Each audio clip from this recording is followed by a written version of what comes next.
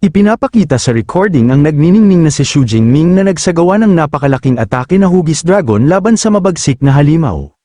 Habang pinapanood ang projection, namanghang nagmasid sina Lei Jinyang at ang dalawang estudyante. Napansin ng mga estudyante na ang aura ni Xu Jingming ay maihahambing sa Storm Thunder Bears at nagtaka sila kung paano ito naging napakalakas ng ganoon kabilis.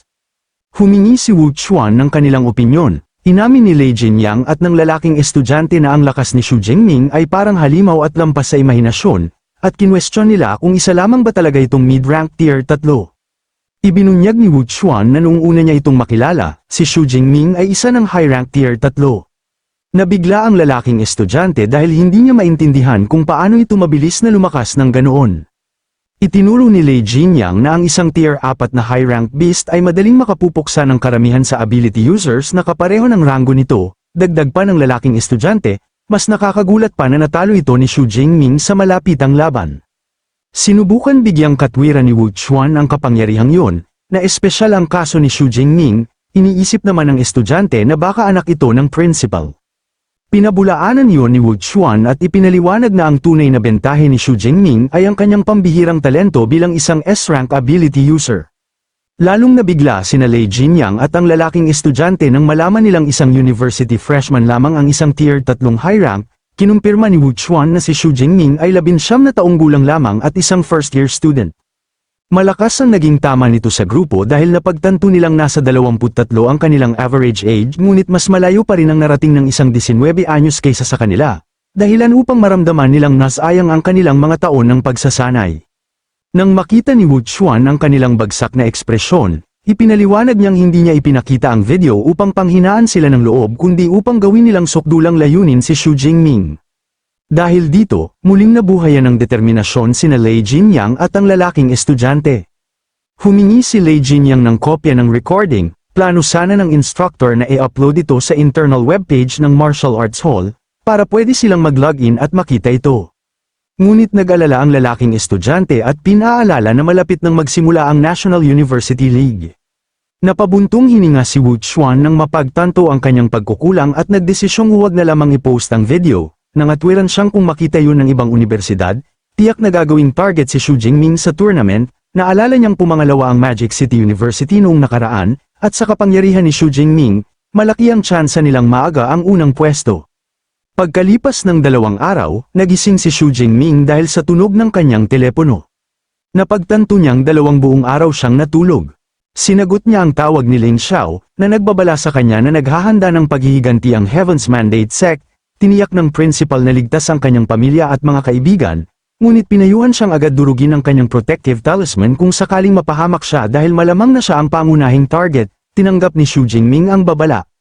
Inisip niyang medyo ligtas naman siya dahil sa mahigpit na seguridad ng kanyang kinaroroonan at sa talisman, kaya nagpasya siyang ipagpatuloy ang kanyang pagsasanay. Sa headquarters ng Heaven's Mandate Sect, sa loob ay may 2 tauhan ang nakatayo sa harap ng kanilang pinunong leader. Iniulat nilang nababahala ang Magic City branch sa mabilis na paglakas ng S-rank freshman na si Xu Jingming at humihingi sila ng pahintulot na patayin ito. Tinanong ng leader kung nasaan siya, at ipinaalam ng isang subordinate na nagngangalang Bloodkill na nagsasanay si Xu Jingming sa Thunder Secret Realm at hindi muna ito lalabas sa loob ng mahabang panahon. Iniutos ng leader ng sekta kay Bloodkill na patayin si Xu Jingming at wasakin ang Secret Realm ng Thunder Martial Arts Hall.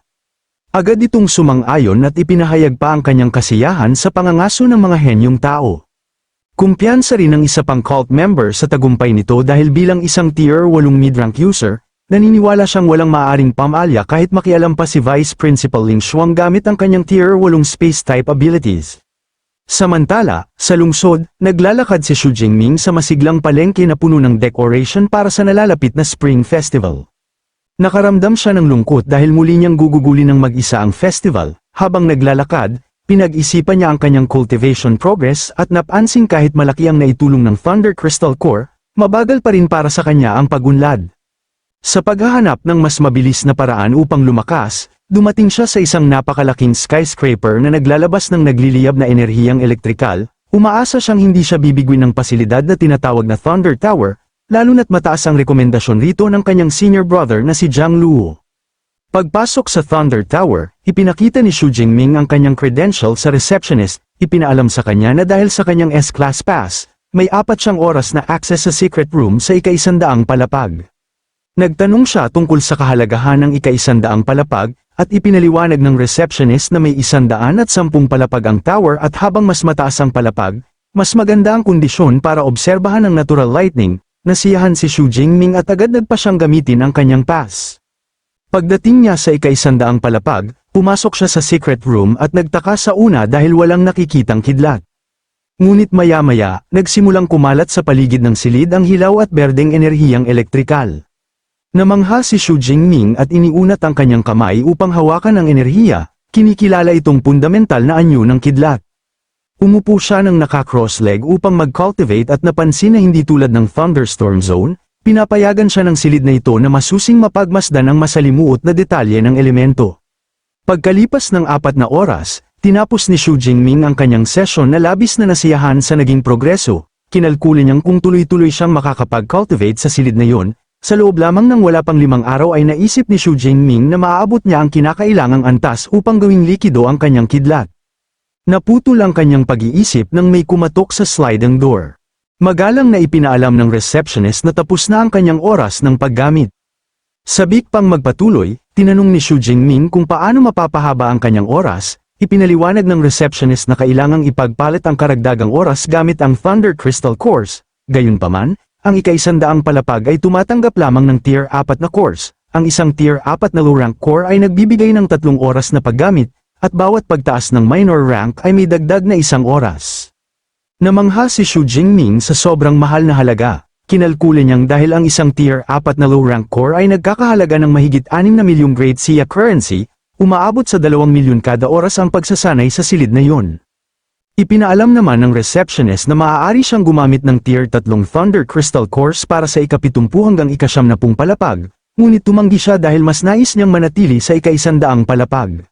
Nagulat ang receptionist nang bigla siyang maglabas ng 2 high-level Thunder Crystal Cores, dahilan upang mamangha ito sa kanyang kayamanan. Napayuko na kinalkula ng receptionist ang 2 core ay magbibigay kay Xu Jingming ng 11 oras na training time, naging mausisa si Xu Jingming tungkol sa tuktok ng tower at tinanong kung ano ang kailangan upang makapasok sa mga palapag na mas mataas pa sa kanyang kasalukuyang kinaroroonan. Ipinaliwanag ng receptionist na ang ika-101 hanggang ika-107 palapag ay nangangailangan ng Tier 5 course, habang ang ika-108 hanggang sa pinakatuktok na ika-110 palapag ay nangangailangan naman ng Tier 6 na course. Nasiyahan si Xu Jingming sa sagot at humingi ng paumanhin sa pag-abala bago muling bumalik sa cultivation. Pagkalipas ng 11 oras, sa labas ng Thunder Martial Arts Hall, naglalakad si Xu Jingming kasama ang kanyang senior brother na si Zhang Luo. Pabirong iginiit ni Zhang Luo na dapat siyang ilibre ng pagkain ni Xu Jingming sa susunod, ibinunyag niyang kumita ang kanyang junior brother ng 301 milyong currency mula sa pagbebenta ng 4 na singsing at iba't ibang beast materials. Agad namang pumayag si Xu Jingming at nagpasalamat sa kanya dahil sa napakalaking oportunidad na iyon. Napunta ang usapan sa kamakailang ginawa ni Xu Jingming. Binanggit ni Zhang Luo na narinig niya mula kay Instructor Wu Chuan na napatay ni Xu Jingming ang isang Tier 4 na high-rank Storm Thunder Bear at sinabi niyang napakabilis ng pagunlad ng freshman, mahinhi namang iwinaksi ni Xu Jingming ang papuri at sinabi lamang na mabuti ang kanyang talento. Hindi kumbinsido Zhang Luo sa pagiging mapagkumbaba nito kaya tinanong niya kung ano ang plano niya para sa Spring Festival. Sinabi ng nakababatang estudyante na babalik siya sa Thunderstorm Zone at malamang ay hindi na makakauwi para sa pista. Pinuri ni Zhang Luo ang kanyang dedikasyon ngunit pinayuhan siyang bumalik kahit sandali lamang dahil magkakaroon ng auction ng Thunder Martial Arts Hall na maaaring may mga bagay na magugustuhan niya. Nakuha nito ang atensyon ni Xu Jingming dahil napagtanto niyang hindi na sapat ang kanyang kasalukuyang sibat, kaya naisip niyang magandang pagkakataon ng auction para makakuha ng mas mahusay na sandata. Nang makitang interesado siya, nangako si Zhang Luo na irereserba siya ng slot sa pagpasok, matapos mapag-usapan ang kanilang plano. Nagpaalam si Xu Jingming at bumalik sa Thunderstorm Zone. Samantala, sa isang komportableng silid sa ibang lugar, masayang nakaupo si Song Qiu kasama si Zhang Qiuzuan. Excited si Song ibinahagi ang plano niyang bumisita sa Thunder Secret Realm sa panahon ng Spring Festival upang makita si Xu Jingming, masigla niyang inimbitahan ang nakatatandang babae na samahan siya. Tinanggap naman ito ni Zhang Qiuzuan na may tusong ngiti at lihim na napansin sa sarili na tila nais ng kanyang kaibigan na ibahagi sa kanya ang piling ni Xu Jingming. Pagkalipas ng 6 na araw, kumikislap ang kidlat sa paligid ng Thunder Tower. Sa loob nito, ipinakita ni Xu Jingming ang isang dakot ng Thunder Crystal Core sa babaeng receptionist at hiniling na kalkulahin ang kanyang oras sa ika-100 palapag. Matapos suriin ang mga core, sinabi nitong katumbas iyon ng 37 oras na paggamit. Habang pinoproseso ang transaksyon, namumula ang receptionist habang namamangha sa kanyang kabataan at kagwapuhan. Iniisip niya kung gaano kalakas ang kailangan upang makakuha ng 9 na tier 4 na course, isang dami na bihira niyang makita. Tinanong ni Xu Jingming kung maaari bang hati-hatiin ang oras ng paggamit, at kinumpirma ng receptionist na posible yun sa pamamagitan ng pag-swipe ng kanyang pass upang ihintupan samantala ang timer. Natuwa siya rito. Noong hapon ng bisperas ng bagong taon, nakatutok si Xu Jingming sa cultivation nang biglang tumunog ang kanyang telepono. Sinagot niya ang holographic video call mula kay Song QQ, na pabirong hinamon siyang hulaan kung nasaan siya. Pagmasid sa projection, kalmado niyang sinabing nasa Thunder Secret Realm siya. Nagtaka si Song QQ kung paano niya nalaman yon, kaya itinuro ni Xu Jingming ang kumikislap na kidlat sa kanyang likuran. Doon lamang napagtanto ni Song QQ ang kanyang pagkakamali at ipinaliwanag na gusto sana nilang sorpresahin siya ni Zhang Qiushuan ngunit nakalimutan nila ang kanyang address. Nang makita ang kasama nito, tinanong ni Xu Jingming kung sumama rin si Senior Sister Zhang, lumapit naman si Zhang Chushan sa frame na may mapang asar ng ngiti at pabirong nagtanong kung hindi ba siya welcome. Mainit naman silang tinanggap ni Xu Jingming at tinanong kung nasaan sila upang sunduin niya. Sinunod ni Xu Jingming ang payo ng receptionist at ini-swipe ang kanyang pass upang pansamantalang ihinto ang cultivation timer. Habang papalayo siya, inanunsyo ng automated system na mayroon pa siyang 4.5 oras na natitira. Nag-alala si Xu Jingming kung sapat na ba yun upang maunawaan ang pag-liquefy ng kanyang kidlat. Napagpasyahan niyang kung hindi pa rin sapat, kailangan niyang bumalik muli sa Thunderstorm Zone upang kumuha pa ng mas maraming cores. Dinala ni Xu Jingming sina Song QQ at Zhang Qiuzuan sa kanyang tirahan, isang marangyang modernong villa na may malaking outdoor pool. Sa loob, namangha ang dalawa sa napakabilis niyang pag-unlad sa cultivation. Napansin ni Song QQ na 20 araw pa lamang ang lumilipas ngunit muli na namang tumaas ang rank ni Xu Jingming. Ngumiti ng mahinhin si Xu Jingming at ipinaliwanag na nakaranas siya ng panganib habang nagsasanay at sinwerte siyang makapag-breakthrough hanggang sa high rank tier 3. Dramatikong hinawakan ni Song QQ ang kanyang noo at nagreklamong nakakainis ikumpara ang progreso niya rito. Pabiro pa niyang sinabi na baka maging tier 7 grandmaster na si Xu Jingming bago pa ito graduate. Pagpapalit ng usapan, tinanong ni Xu Jingming kung ilang credits ang ginastos nila para sa kanilang passes. Ibinunyag ni Song QQ na bumili sila ng B-class passes na nagbibigay ng 2 araw na pananatili kapalit ng tig 1,000 credits. Lihim na nabigla si Xu Jingming sa halaga at kinalkulang katumbas iyon ng 10 milyong grade Xia currency.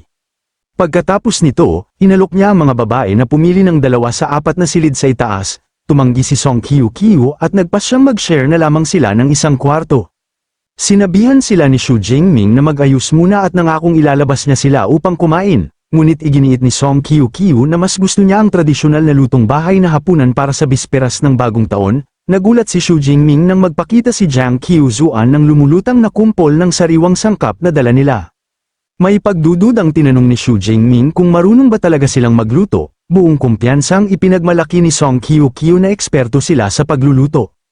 Natawa si Xu Jingming at pumayag na lamang na manatili sila sa villa, at inalok pa ang sarili na tumulong sa 2 master chefs, bagay na masayang tinanggap ni Zhang Chuan habang papunta sila sa kusina. Nang sumapit ang gabi at matapos nilang ubusin ang napakalaking handaan, ibinaba ni Xu Jingming ang kanyang chopsticks at napabuntong hininga sa sobrang kabusugan. Nakaupo siya sa hapag na puno na ngayon ng bakanteng plato at bote ng alak habang hinihimas ang kanyang tiyan at pinupuri ang napakasarap nilang pagluluto, buong pagmamalaking tinanggap ng 2 babae ang papuri. Biglang sumabog ang makukulay na paputok sa labas na agad nakakuha ng atensyon ni Song QQ. Masayang iminungkahi nitong pumunta sila sa rooftop upang kumuha ng group photo bilang alaala ng okasyon, na agad namang sinang-ayunan ni Xu Jingming. Lumabas sila sa terrace, pinanood ng 3 ang kahangahangang fireworks display, itinaas ni Zhang Chuan ang kanyang telepono at sabay-sabay nang ngumiti ang magkakaibigan para sa isang masayang group selfie. Habang pinagmamasdan ang makukulay na ilaw, marahang napangiti si Su Jingming at naisip kung gaano kaganda ang naging pagbabago ng kanyang buhay mula nang makuha niya ang kanyang system. Nagpasalamat siya na naranasan niya ang napakagandang bisperas ng bagong taon kasama ang kanyang mga kaibigan. Kinabukasan, nagtungo ang grupo sa Thunder Martial Arts Hall, humingi ng paumanhin si Su Jingming dahil nadala niya sila sa auction sa unang araw ng bagong taon. Pabirong sinermonan siya ni Zhang Chushuan habang tiniyak naman ni Song Qiuqiu na balak din naman talaga niyang pumunta roon upang bumili ng mga kagamitang kailangan niya. Sa hallway, nakasalubong nila si Zhang Luo. Nang tanungin tungkol sa kanyang mga kasama, ipinakilala ni Su Jingming sina Song Qiuqiu at Zhang Qiushuan bilang kanyang mga kaibigan mula sa Magic City University. Mainit silang binati ni Zhang Luo habang lihim na namamangha sa alindog ng kanyang junior brother. Inalok pa niyang siya na ang bahala sa kanilang entrance tickets, dahilan upang magpasalamat si Su Jingming. Naputol ang kanilang pag-uusap nang dumaan ang isang grupo ng mga elegante ang pananamit.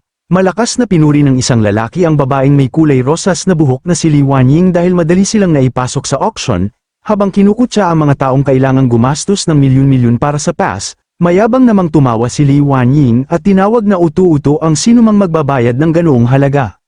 Nainis si Song Qiuqiu at tinanong kung saang prominenteng pamilya ito nagmula.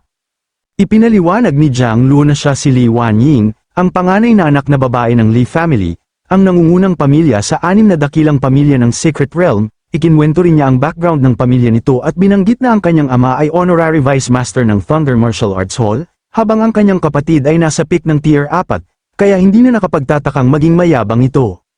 Pagkarinig nito, inamin ni Su Jingming na may punto nga ang kanyang asal. Binanggit din ni Zhang Luo na ang kapatid nitong si Li Shanglin ay gumagamit din ng sibat kahit isa itong enhancement type user. Pagkatapos nito, dinala ni Zhang Luo si Su Jingming sa harap ng napakalalaking dobleng pinto at malugod siyang sinalubong sa Thunder Secret Realm Auction. Sa loob, makikita ang malawak at madilim na bulwagan na may hanay-hanay na upuan na nakaharap sa maliwanag na entablado. Ibinunyag ni Zhang Luo na ang Spring Festival Auction ay dinadaluhan ng humigit kumulang 800 dignitaryo na may liquid assets na higit sa 100 milyon. Habang nakaupo sila, ipinaliwanag ni Zhang Luo ang proseso ng bidding. Ang bawat upuan ay may electronic screen sa kanang armrest kung saan maaaring ilagay at kumpirmahin ang presyo bago itaas ang kamay upang formal na magbid. Hinikayat niya ang kanyang junior brother na tingnan muna ang catalog, kaya sinimulan ni Su Jingming na suriin ang listahan. Humanga si Su Jingming nang makitang may 108 items, mula sa mga kakaibang bulaklak hanggang sa S-Class resources. Ipinaliwanag ni Zhang Luo na hanggang S-Class lamang ang mga item ngunit sapat na yon dahil hindi rin naman nila kayang bumili ng mas mataas pa roon, bagay na sinang-ayunan ni Su Jingming. Habang nakaupo sa tabi nila, tinanong ni Song Qiuqiu kung may nakita na ba siyang gusto. Sumagot si Su Jingming na may ilang bagay siyang interesado ngunit mas gusto niyang hintayin muna ang pagpapakilala ng host.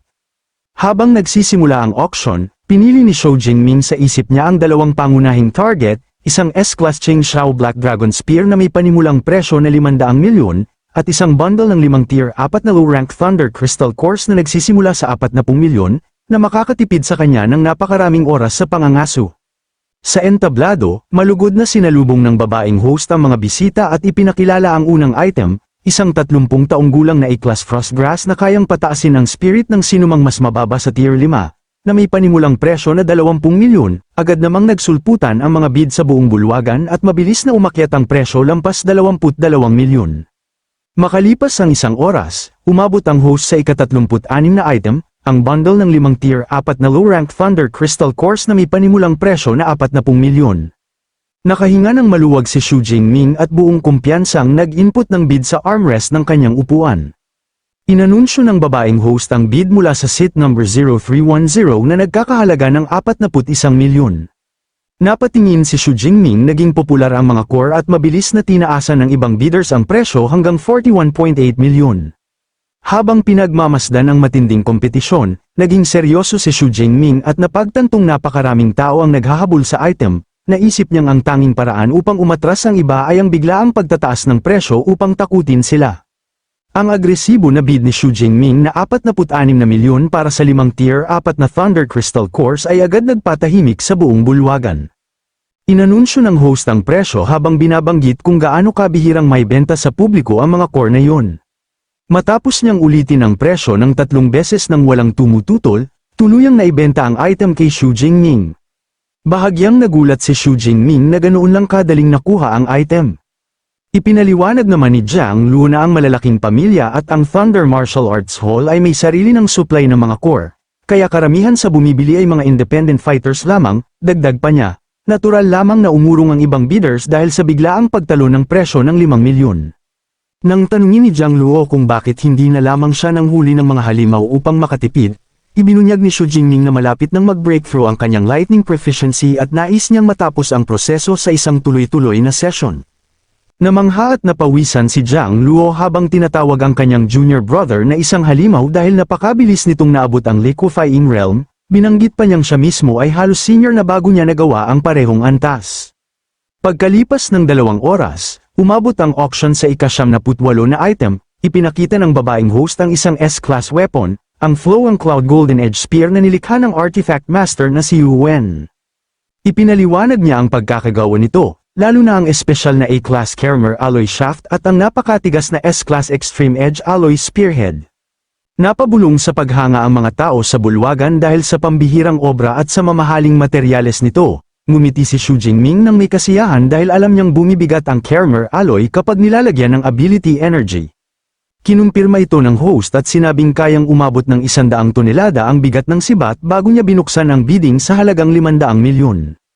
Agad nagsulputan ng mga bid sa buong bulwagan at mabilis na umakyat ang presyo lampas 530 milyon. Umaasang mauulit ang naunang tagumpay niya, casual na itinaas ni Xu Jingming ang kanyang kamay at gumawa ng napakalaking pagtalon sa presyo sa pamamagitan ng pagbid ng 600 milyon. Ngunit hindi umubra ang taktika laban sa mayayamang bidders, patuloy na umalingaw-ngaw ang mga bid sa buong hall at mabilis na umakyat ang presyo hanggang 630 milyon pataas. Napagtanto ni Xu Jingming na hindi niya basta matatakot ang kompetisyon para sa ganoon kaalagang item kaya nagpasya muna siyang manahimik at magmasid. Sa isip niya, tinukoy niya si Li Wanying bilang pangunahing kalaban para sa sibat. Buong kumpiyansang nagbid si Li Wanying ng 630 milyon habang palihim na kinukutya ang ideya na may mangangahas makipagkumpetensya laban sa makapangyarihang Li family. Walang pag-aalinlangan namang itinaas ni Xu Jingming ang kanyang kamay at agad nag-counter ng 640 milyon. Nakuha nito ang atensyon ng mga tao sa paligid na nagbulungan at nagsabing hindi pamilyar ang kanyang mukha. Inakala nilang isa siyang outsider na walang alam sa mga hindi nakasulat na patakaran ng Secret Realm tungkol sa Li family. Nainis ngunit sinusubukang gamitin ang kanyang impluensya, tumayo si Li Wanying at direktang kinausap si Xu Jingming. Ipinaliwanag niyang nangangailangan ng magandang sibat ang kanyang nakatatandang kapatid na si Li Shanglin at inalok niya si Xu Jingming ng kanyang personal na pagkakaibigan pati na rin ang pabor ng Li family kung uurong ito. Ngunit nanatiling walang pakialam si Xu Jingming, sa isip niya. Halos walang halaga ang pagkakaibigan ng isang pick-tier 6 na expert para sa kanya. Mabilis namang namagitan ng babaeng host at mahigpit na pinaalalahanan si Li Wanying na ipinagbabawal ng auction rules ang pagsasalita upang takutin ng ibang bidders. Binalaan pa niya itong mawawalan agad ng bidding rights kung muli itong lalabag. Napilitang tumahimik si Li Wanying ngunit galit na galit itong tumitig kay Xu Jingming bago nag-input ng bid na 650 milyon. Hindi nagpahuli si Xu Jingming at agad nag-counter ng 660 milyon habang diretso itong nakikipagtitigan sa kanya. Napasinghap ang buong bulwagan sa lakas ng loob niya. Namangha ang mga tao sa kanyang kahandaang hayagang galitin si Li Wanying at isugal ang posibilidad ng paghihiganti ng Li family sa hinaharap.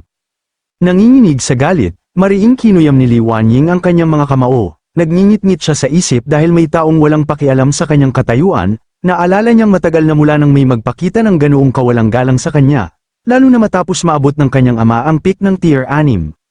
Hindi naaapektuhan ng tensyon, kalmadong inanunsyo ng host ang bid na 660 milyon.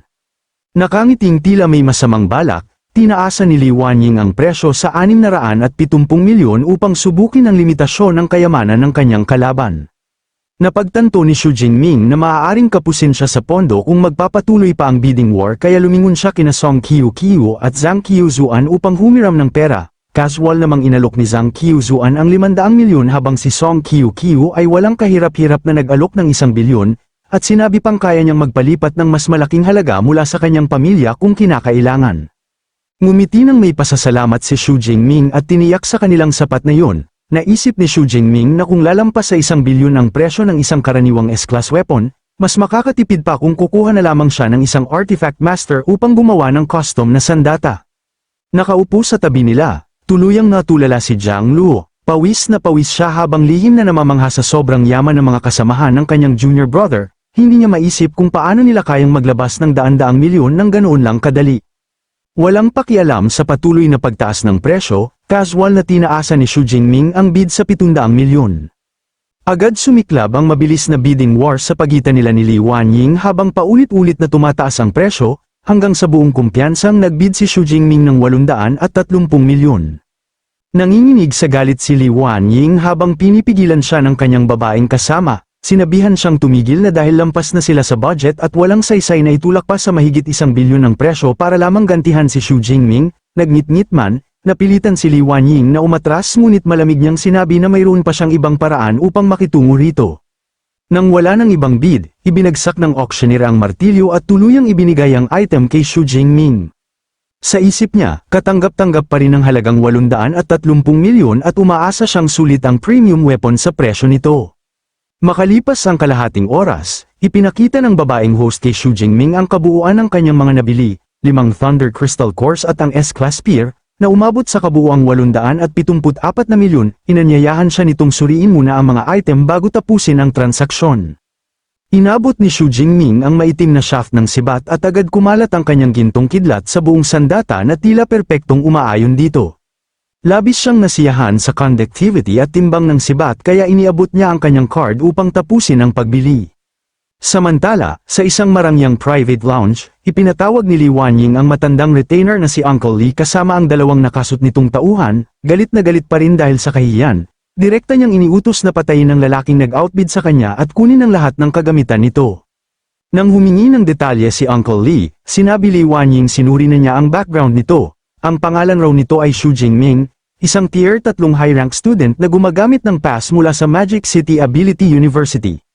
Maingat na iminungkahi ni Uncle Li na magsiyasat pa sila dahil kabilang ito sa isang prestihiyosong universidad, ngunit binaliwala yun ni Li Wanying. Ipinaliwanag niyang karaniwan lamang na bumibisita ang mga estudyante sa Thunder Secret Realm at inutusan silang hintayin si Xu Jingming sa danger zone upang tambangan nito.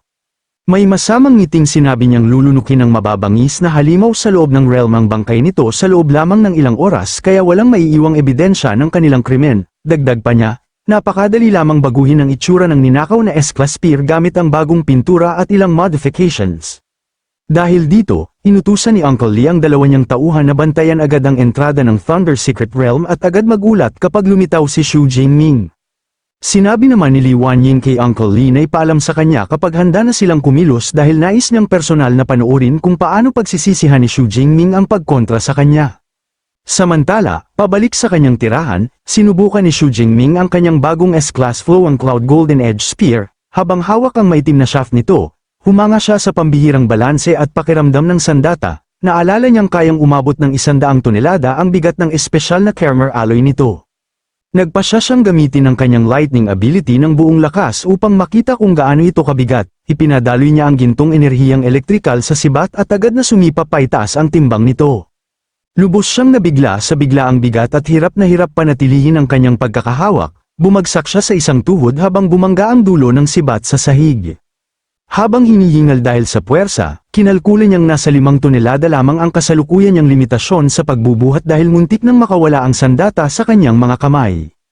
Tinansya niyang mula sa orihinal na timbang nitong 800 kilo, lumampas sa 6 na tonelada ang bigat ng sibat nang gamitin niya ang kanyang buong kapangyarihan. Ang napakalaking pagbabagong ito ay nagbigay sa kanya ng bagong ideya para sa kanyang combat style. Matapos makabawi ng balanse, kumuha si Xu Jingming ng matatag na combat stance at inihanda ang sibat. Nagsagawa siya ng malawak na pababang hampas at agad na nadurog sa pira-piraso ang mga kahoy na tabla ng sahig dahil sa napakalakas na puwersa.